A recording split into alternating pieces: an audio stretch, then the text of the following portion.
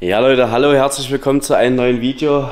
Es geht weiter, endlich mal wieder in der Halle. Ich weiß, ihr habt lange kein Video mehr gesehen, wo ich in der Halle war und was gemacht habe. Das ändern wir jetzt, denn wir haben ein bisschen was zu tun. Ja, es geht um meinen neuen Daily sozusagen. Wer das Video noch nicht gesehen hat, ich blende das hier oben irgendwie ein. Und um den BMW soll es auch noch gehen. Wie und was genau, erfahrt ihr gleich.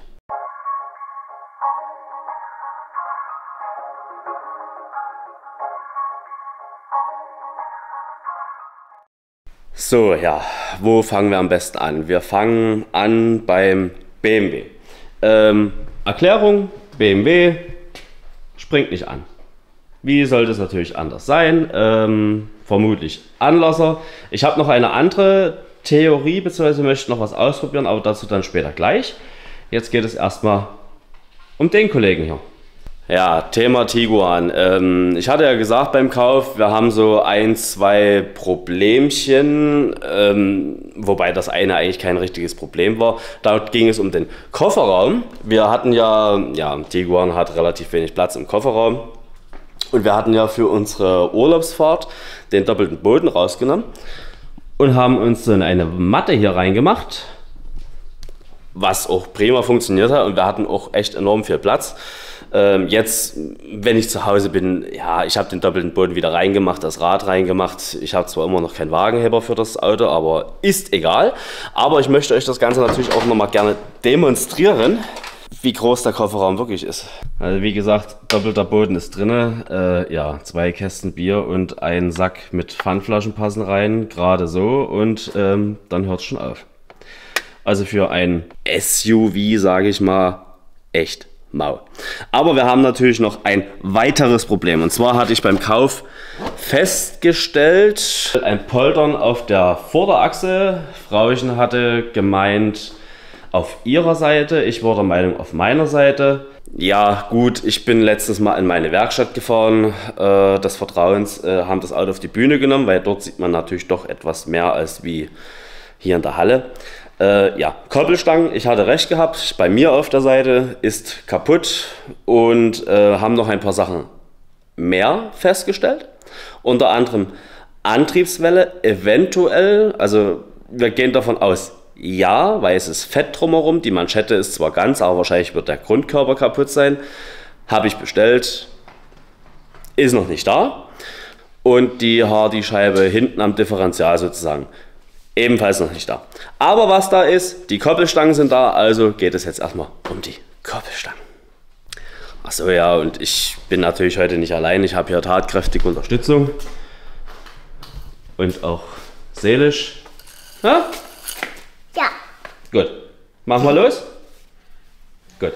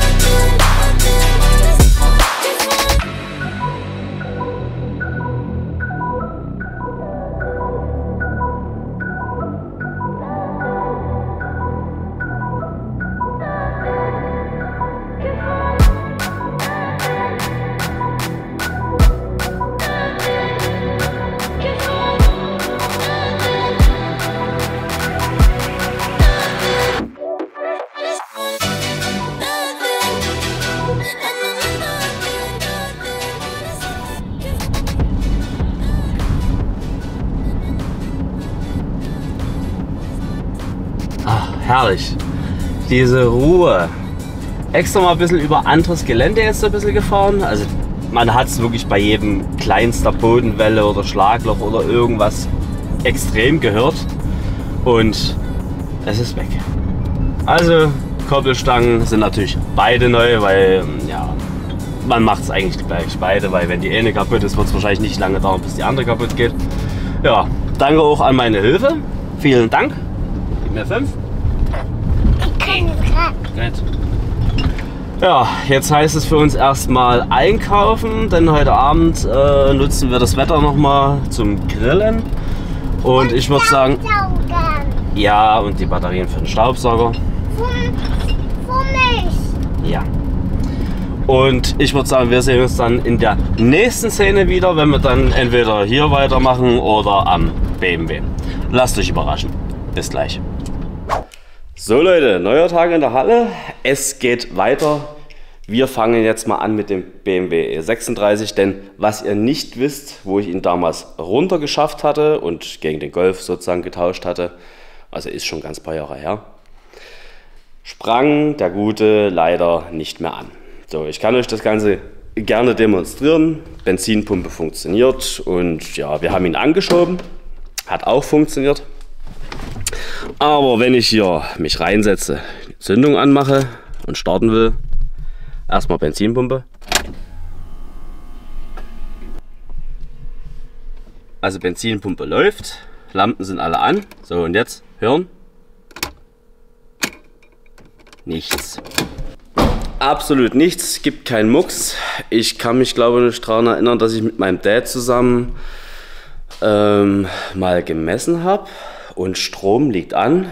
Ich habe auch gerade noch mal so ein bisschen gegoogelt, Sicherung und Relais. Das scheint alles zu funktionieren, so wie ich das verstanden habe. Heißt für mich natürlich vermutlich Anlasserdefekt, dass der Magnetschalter nicht mehr ausrückt. Darum soll es jetzt gehen. Allerdings gibt es da nur ein kleines Problem. Ja, die gute Ingenieurskunst von VW. Ja, hätte ich mir lieber einen Vierzylinder gekauft. Dadurch, dass wir hier den 6-Zylinder haben, den 320i, ist natürlich der Motor etwas größer. Wir haben ja 6 Zylinder und der Anlasser sitzt dort unten, wo das Licht drauf scheint. So, und jetzt kommen wir mal zu meinem Problem. Wie soll man da rankommen? Ich habe doch keine kleinen China-Hände hier. Oh.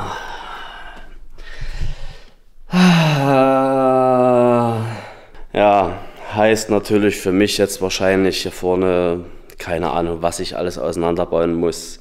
Ich habe mal geguckt, kommt man vielleicht von unten ran, ziemlich bescheiden und das Ganze ohne Hebebühne. Ja, heißt für mich, ich werde jetzt mal gucken, dass ich das Ding hier, die Ansaugbrücke hier irgendwie abgeschraubt bekomme, damit ich an den Anlasser rankomme. Yay, na toll.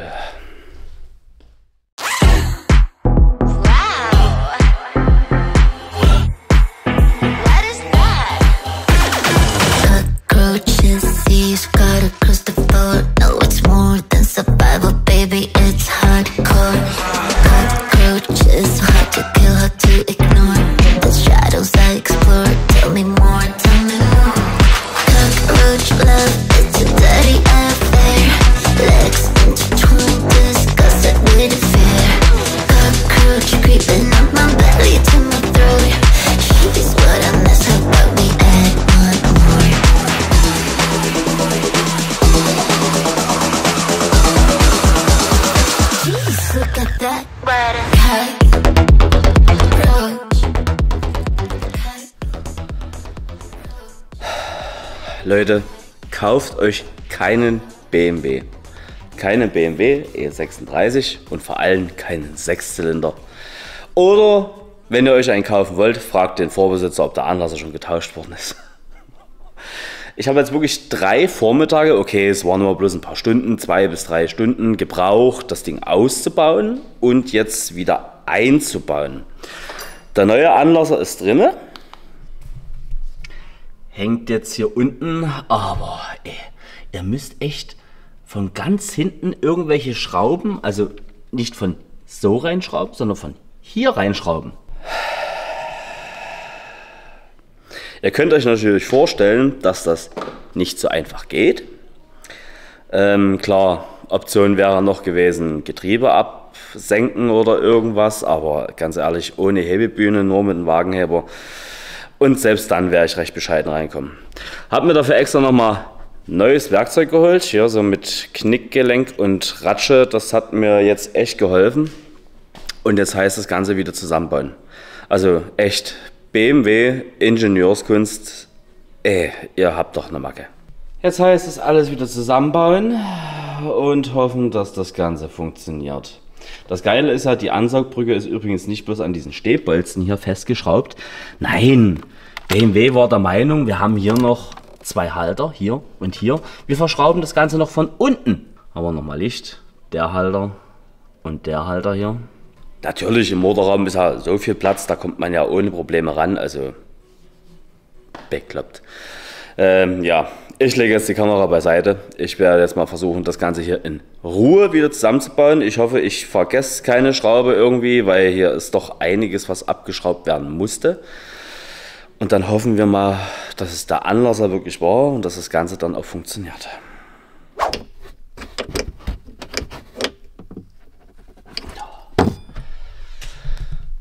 Oh. Alter Moin. So, wie gesagt, den Zusammenbau habe ich euch jetzt mal erspart. Also gut, ich muss jetzt sagen, der Zusammenbau ging natürlich relativ fix, da ich das Ganze ja nur auseinandergebaut habe und dann ungefähr wusste, wo was hingehört. Also nicht ungefähr, sondern ich hoffe mal, ich habe alles wieder richtig angesteckt, angeschlossen, angeschraubt und verkabelt. Ja. Motorraum ist jetzt wieder vollständig, also fast. Diese Blende hier oben fehlt noch, wo die Kabellage festgeschraubt wird und die Abdeckung. Aber falls ich jetzt wirklich irgendwas vergessen habe, habe ich mir das erstmal jetzt gespart. Jetzt heißt es, springt er an oder nicht? Wir werden es rausfinden. Ihr seid live dabei. Ich habe vorhin beim Batterieanklemmen auch nichts klacken gehört oder ähnliches. Und jetzt heißt es testen. Drückt mir die Daumen. Benzinpumpe läuft. Ich habe nichts fatschen gehört. Probieren wir mal. Also ich hoffe mal, dass da andererseits irgendein Mucks macht. Nein. Nein.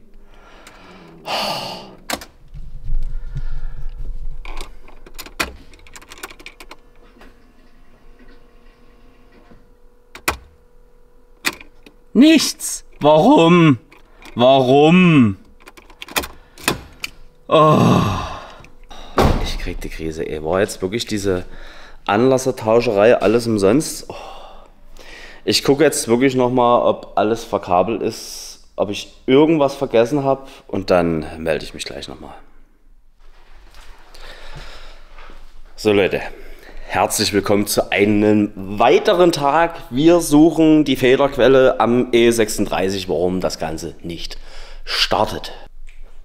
Ja, ich habe jetzt den Anlasser getauscht, also mehrere Tage jetzt ausgebaut irgendwie. Ich habe das Ganze noch nicht gemacht, habe den eingebaut.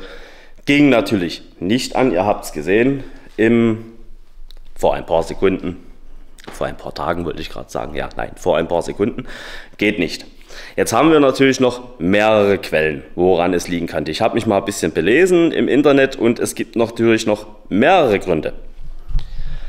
Unter anderem haben wir hier drunter im Sicherungskasten, ich glaube hier, genau dieses DME-Relais. Das hatte ich ja allerdings durchgemessen. Wenn dort natürlich irgendwie was nicht hinhaut oder sowas. Mensch, jetzt geh doch mal rein hier.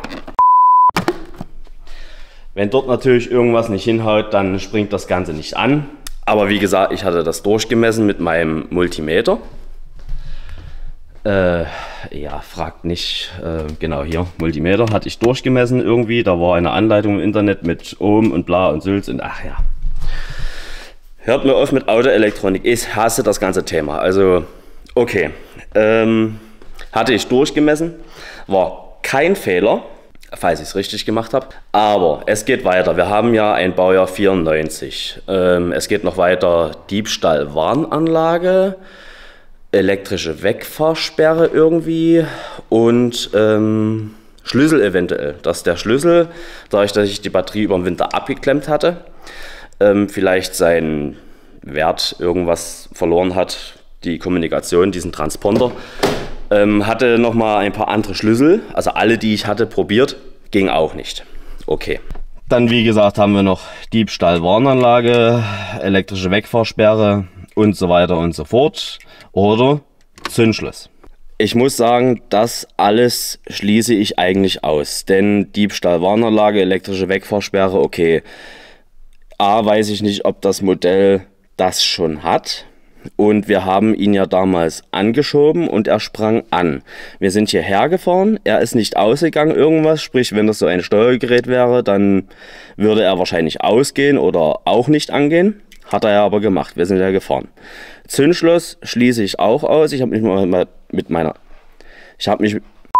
Zündschloss schließe ich ebenfalls aus. Ich habe mich mit meiner besseren Hälfte nochmal unterhalten.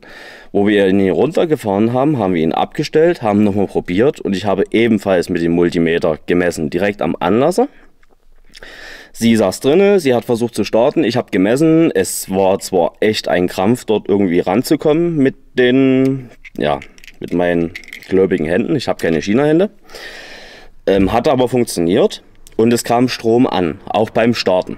So, also sprich, ich tue eigentlich das Zündschloss auch ausschließen. Was kann es jetzt noch sein? Natürlich wäre jetzt noch die Alternative, dass der niegelnagelneue Anlasser ebenfalls defekt ist. Gut, okay, ich hätte das Ganze vielleicht vorm Einbau mal überbrücken können und gucken, ob er startet oder irgendwas. Aber ich schließe das Ganze mal aus. Es ist neu, es sei denn, ich habe jetzt irgendwie einen Fehler gemacht, aber ja. Was mir noch in den Sinn gekommen ist, was ist denn, wenn wir vielleicht keine Masse haben? Oder vielleicht keinen richtigen Massepunkt irgendwie? Meistens ist ja die Karosse mit dem Motor mit einem Karosseriekabel verbunden, dass es daran liegt. Also sprich, ich werde jetzt nochmal gucken, wo das Massekabel hier ist. Werden wir das mal anschauen. Und dann hoffen wir echt mal, dass es irgendwie so ein ganz simplen Fehler ist, weil ich habe langsam echt keinen Nerv mehr. Ich kenne mich nicht aus bei BMW. Und sowas ist der Hass. So, ich habe jetzt mal geguckt. Ich habe ein Massekabel gefunden. Und zwar hier unten. Ja, das erkennt ihr halt schlecht. Dieses. Wo haben wir es? Wie filme ich denn jetzt hier? Mensch. Das Kabel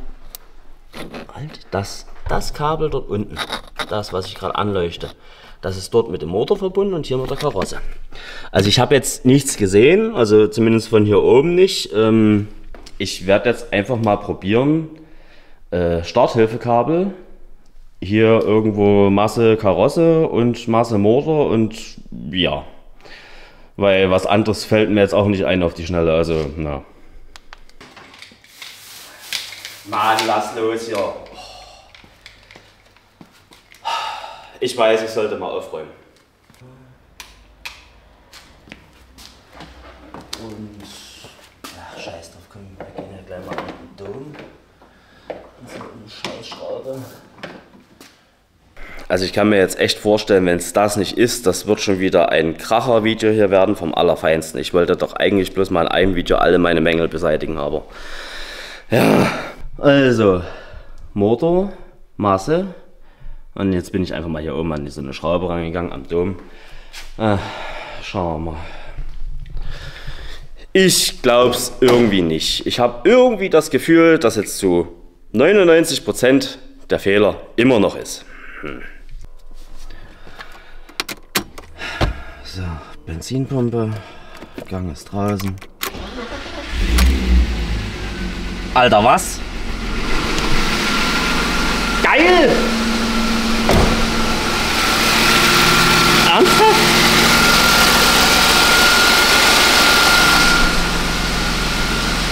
Ey, ich glaub's nie.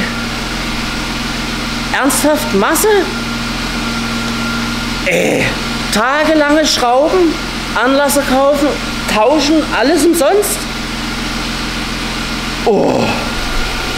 Also versteht mich nicht falsch, ich bin gerade überglücklich, dass das Ding läuft, aber ey, die ganze Arbeit umsonst wegen so einem kleinen, simplen, einfachen Fehler, wenn es das wirklich war?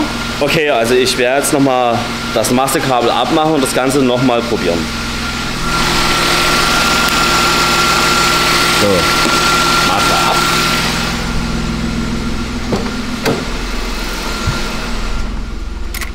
Aus. Nicht, dass vielleicht jetzt bloß so irgendwie ein Zufallsgriff war oder irgendwas, aber Probieren wir nochmal. Nichts. Okay.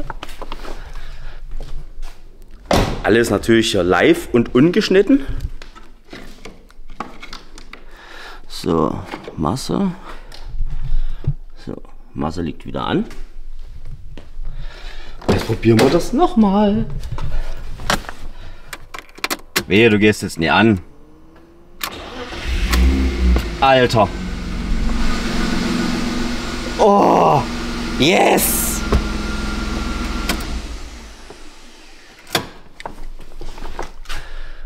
Oh, Alter, ist das geil. Oh. Okay, gut. Also ich werde jetzt versuchen, dieses Massekabel mal irgendwie zu erneuern. Ja, kurz vorfahren, Rad runter, weil da komme ich glaube von unten besser ran. Ich mache mal kurz den Kopf. Das Kabel. Na gut, dann schrauben wir das mal ab. Und ich komme wieder richtig geil ran. Nee. Oh, naja, gut.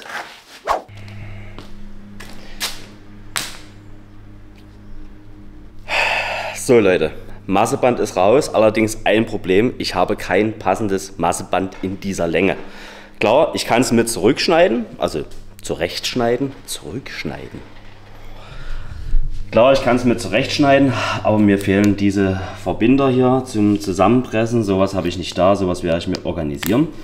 Der Onkel hat das jetzt auf die polnische Methode repariert, also wir nennen es einfach polnische Instandsetzung oder sowas. Der Massepunkt ist ja dort unten am Motor, dort habe ich es angeschraubt, allerdings mit einem Massekabel für eine Musikanlage, also nicht das passende. Ich nutze es jetzt wirklich nur zum Zurückfahren, raus in die Halle oder irgendwas mal. Das ist natürlich etwas lang. Das geht jetzt hier drüben lang und bla und ist dort. Okay, polnisch, wie gesagt, wird noch gemacht. Frage ist natürlich, springt er jetzt an? Das Wichtigste überhaupt. Bitte, Baby.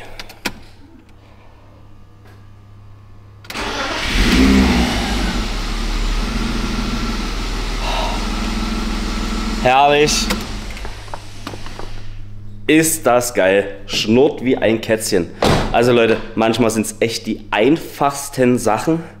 Also wenn ihr das gleiche Problem habt, guckt erstmal nach dem Masseband. Tut es überbrücken, irgendwas, guckt, ob er dann angeht.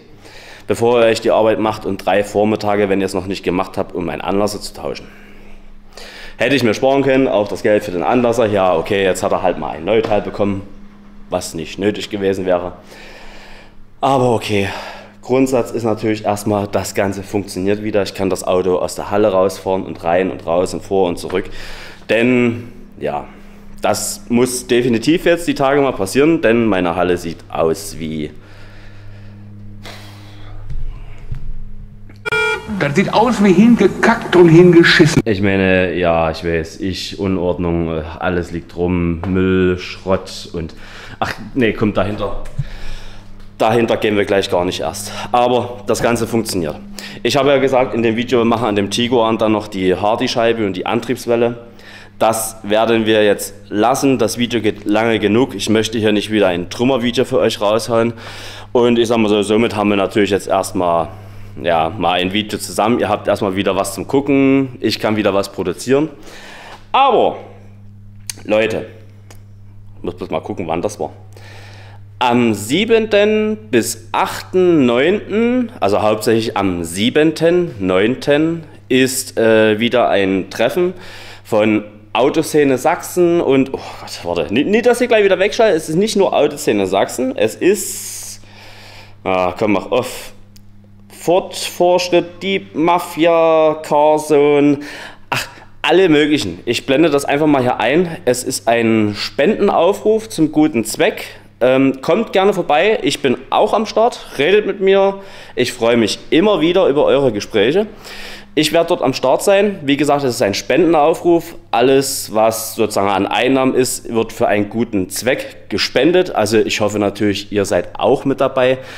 Und wir sehen uns natürlich dann auch im nächsten Video oder dort, je nachdem, wann das nächste Video kommt. Ich hoffe, ihr schaltet das nächste Mal mit ein, abonniert die Glocke, aktiviert abonniert den Kanal, aktiviert die Glocke. Mann, was habe ich denn heute wieder für eine Sprachbehinderung? Also Leute, ich hoffe, ihr schaltet das nächste Mal mit ein. Bleibt gesund, bis dahin, macht's gut. Ciao. When you wear the halo, it makes you fly. Sing.